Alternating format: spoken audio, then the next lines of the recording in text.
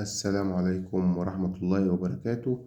أهلا بكم في حلقة جديدة من في الصيدلية. النهاردة هنتكلم عن دواء لدور البرد المنتشر أو اللي بينتج عنه كحة أو سعال، سواء سعال جاف أو مصحوب ببلغم. يعني في الحالتين، في حالة الكحة أو السعال، سواء كانت جافة يعني كحة ناشفة مفيش فيها بلغم، أو كحة اللي بيبقى فيها بلغم، في الحالتين الدواء ده ينفع للحالتين. طبعا دور برد طبعا منتشر اليومين دول كتير، وفي ناس كتير بتشتكي من الكحة. طبعا ده فصل الشتاء، لازم دور البرد ده. معانا النهاردة دواء أوبليكس شراب، من أشهر أدوية الكحة وأفضلها برضو على الإطلاق. آه، الدواء مكون من 3 مواد فعالة، تركيبة مكونة من 3 مواد فعالة. هو مهدئ للسعال وطارد للبلغم، يعني يمشي الاتنين، سواء كحة ناشفة أو مصحوبة ببلغم، وطارد للبلغم برضو. آه، زي ما قلت من أشهر أدوية الكحة الموجودة وأحسنها في الفاعلية. يعني في أدوية كتير ولكن هو أكترهم في الفاعلية. آه، في أدوية بتبقى فعاليتها قليلة شوية، ولكن هو ممتاز الصراحة. سعره برضو يعني كويس، في المتناول، سعره 31 جنيه. طبعا في أدوية كتير أغلى منه. ده يعتبر سعره مناسب للجميع. آه، الجرعة بتاعته طبعا هو الأطفال من فوق السنتين، يعني ينفع الأطفال تاخده. الأطفال أكبر من سنتين، من عمر يعني أقل من عمر سنتين ما ينفعش ياخدوا الدواء ده. من فوق السنتين تبقى الجرعة معلقة صغيرة أو 5 ملي، من مرتين أو 3 مرات حسب ما هيقولك الطبيب أو أو الصيدلي.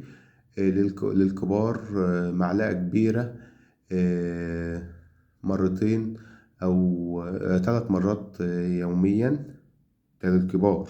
الأطفال ممكن مرتين في اليوم، يعني كل 12 ساعة، بس معلقة صغيرة. آه، مرتين أو 3 مرات في اليوم كل 8 ساعات، دي للأطفال معلقة صغيرة. الكبار معلقة كبيرة كل 8 ساعات، 3 مرات في اليوم. آه، طبعا برضو حسب تعليمات الطبيب أو الصيدلي. طبعا لازم تاخد الدواء بانتظام في مواعيده عشان تحس بالنتيجة أو الفاعلية بتاعته.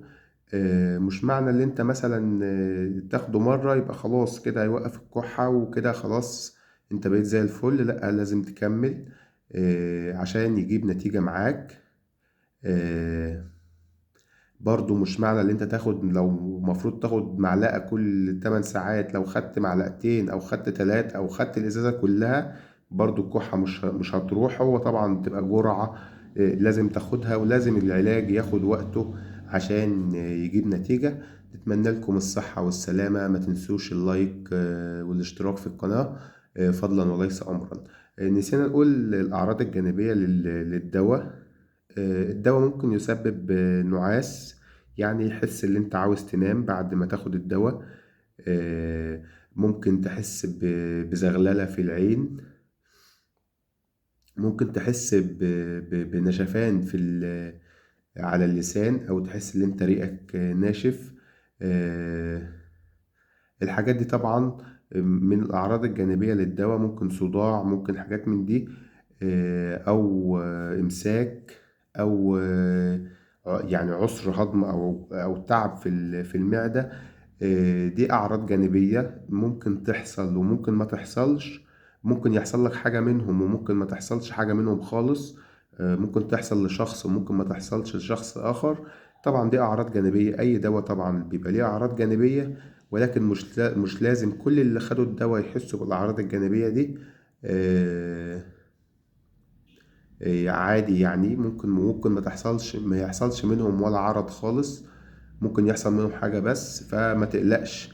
الدواء طبعا آمن، والدواء مصرح به يعني في الصيدليات ومصرح بيه في سوق الدواء المصري، ولكن عادي وارد إن يحصل أي عرض من دول.